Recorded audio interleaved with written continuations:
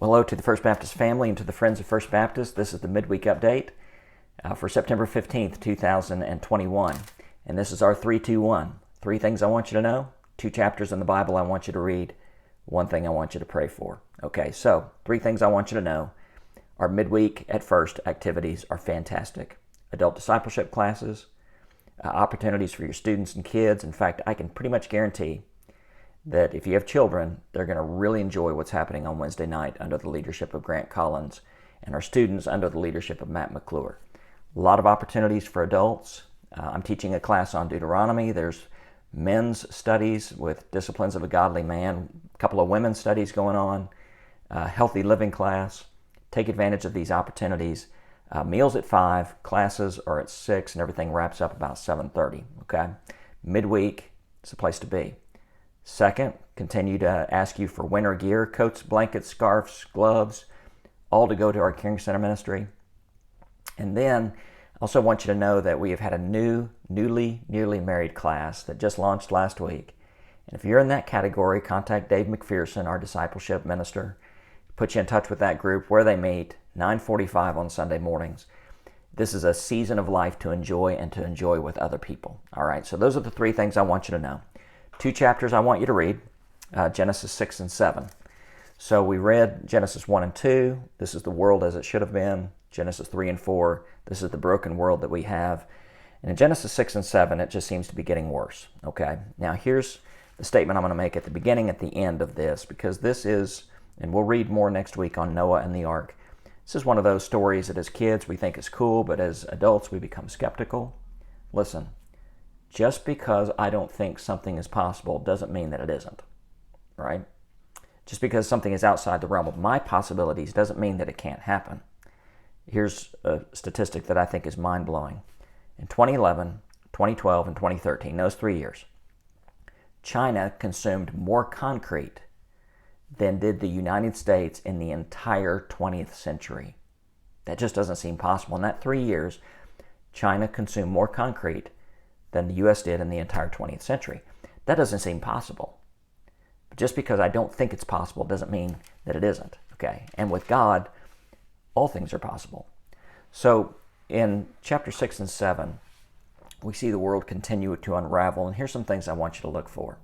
There's a confusing part at the beginning of Genesis 6 where it says the sons of God began to marry the daughters of men. What's that talking about? So Adam and Eve were the first created. There's nothing in the Bible that says they were the only ones created. And so God created a first generation of people, of which Adam and Eve were the first. All history is selective. We're not given every bit of history in the Bible. But this first generation, the sons of God, began to marry the daughters of men, that second generation. So those who were the first creation of God began to intermarry with those who were procreated by humanity. And it kind of gave rise to this famed race of people, okay? So you see here that we're beginning to see more and more of history. Just don't limit your understanding of God by what you've been told. Open up some possibilities here.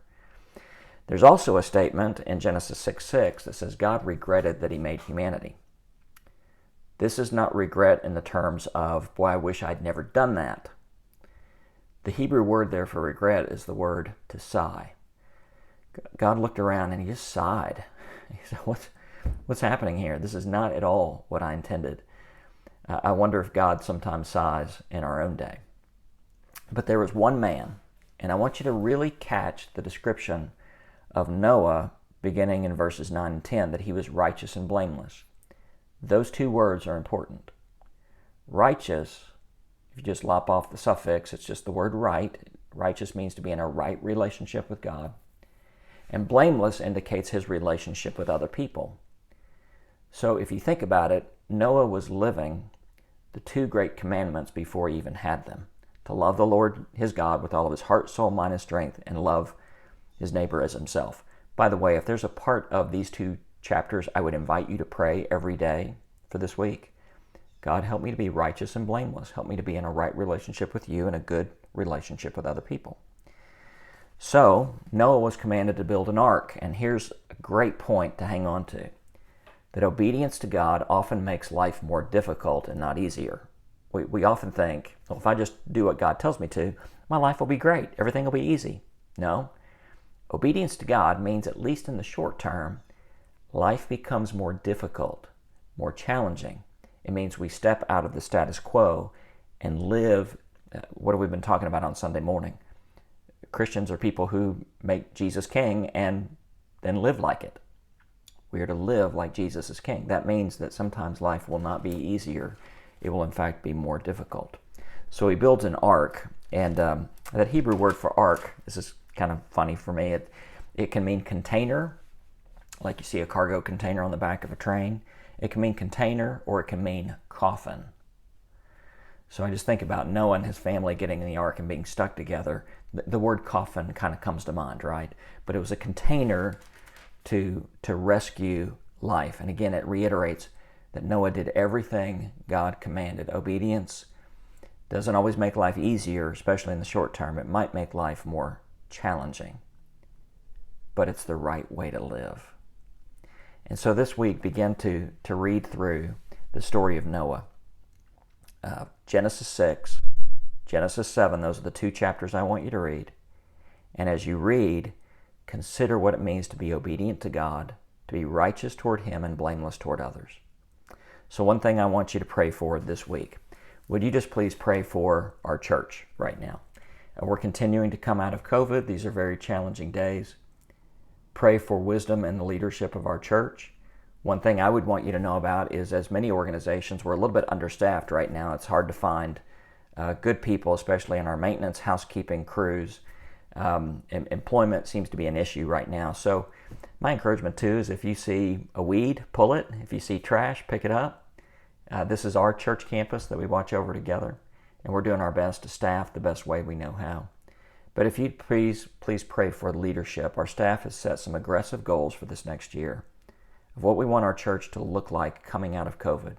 So would you pray for our wisdom and our obedience?